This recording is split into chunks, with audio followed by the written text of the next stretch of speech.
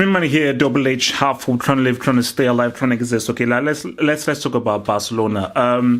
So I put out a vid earlier on because again it was sort of breaking news. So I wanted just to get that out there as soon as possible that Barcelona, because they are bored, maybe, and they've got nothing better to do, they sued Neymar for, I think it was 8.5 million euros for breach of contract. Now we're now hearing that Neymar has fought back, he's clapped back as well, and he's now counter-suing Barcelona as well for, I believe it's like, I think, unpaid wages from his contract, and apparently the news that I saw is that he's doing it in front of FIFA. Bigger picture here, this is getting messy, pun intended. Neymar, as you well know, he came out and he publicly chastised how bad the Barcelona board was. You're seeing how Barcelona are doing these things, and on top of that, I thought Messi signed a 5-year extension. Lo and behold, I'm now hearing that if a contract isn't signed by January, he can leave on a free next summer. So things are just, it looks as if the whole Barcelona regime may be unraveling, and I think that Neymar really has, almost like how you see like a line of dominoes fall. I think the prime mover has been Neymar, who has really opened up this catacombs that is the devolution of Barcelona as we know it in this modern era. It happens. Empires rise and fall, and I think what we are seeing here, because I said to myself that, look, okay, even if they lost to Real Madrid and they got spanked in the aggregates, you can never ever rule out Barcelona ever again. But I'm just looking at some of the dots. It's a combination of things. It's the Real Madrid loss. It is how they lost Neymar. It is Messi not signing this new contract, potentially leaving on a free. The inability to sign Dembele. The inability to sign Philippe Coutinho.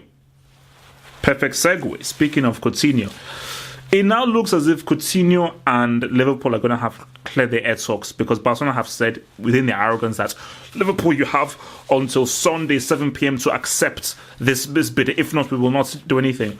But Liverpool have continually said not for sale, not for sale, not for sale, not for sale. So why would they change their mind on Sunday if you're not going to increase the bid? But Coutinho, he's looking and he's facing reality. If they're going to reject 120 million, he's like, wow, I feel loved.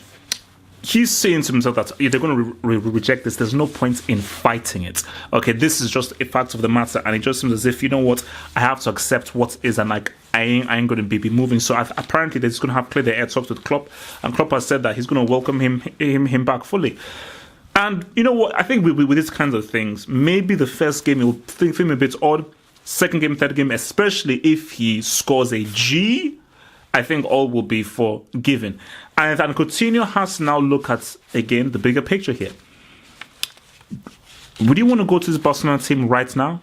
Where now Messi, that's all up in the air. Neymar has left. Neymar has now come out and publicly revealed how things within the inner workings of the club are not really going too well. I think Coutinho, maybe he's saying to himself, well, I would love to join Barcelona, but maybe this isn't the right time. And maybe I'm not going into the team that I thought I was going to join, i.e. the team that dominated football for so long under Lionel's tutelage. Cristiano. So, Cristiano is talking about being persecuted. He has said that, again, remember, he got 2 yellow cards in the first leg of the Super Copa, meaning, and not really that, it was him pushing the referee. I'd have done the same thing as well. And 5-game ban, he had an appeal has been rejected, so that 5-game ban has been upheld. So Cristiano, I think he now put, on Instagram, or it was Twitter, that this is persecution and this is an injustice, and he says that despite this, he will come back stronger and even angrier. Persecution is a bit harsh.